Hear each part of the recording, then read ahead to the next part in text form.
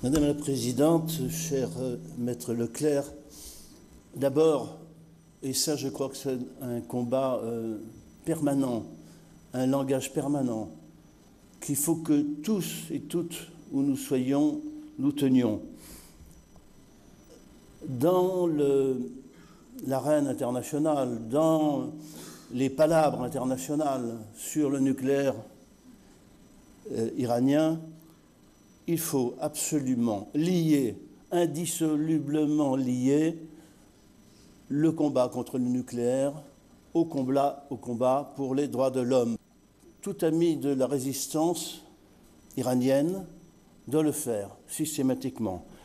C'est la première chose de la conclusion que je voulais tenir. Et puis, autre chose aussi, deuxième point, c'est le 25e anniversaire de la chute du mur de Berlin. Et il m'arrive souvent, quand j'ai l'occasion de prendre la parole sur l'Iran, de dénoncer le mur de silence qui est opposé aux moudjahidines du peuple. C'est un silence honteux. Certains l'ont rappelé.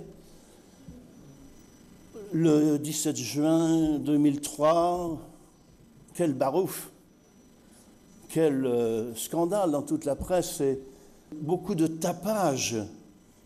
Et il faut savoir quand même que, il faut penser aussi que la dictature franquiste, la dictature salazariste en Espagne et au Portugal ont duré des décennies aussi et que finalement la démocratie l'a emporté. Tardivement, actuellement, on commence à parler de procès en Espagne, il était temps, contre les sbires du régime, ceux qui torturaient dans les prisons espagnoles et ceux qui exécutaient sommairement.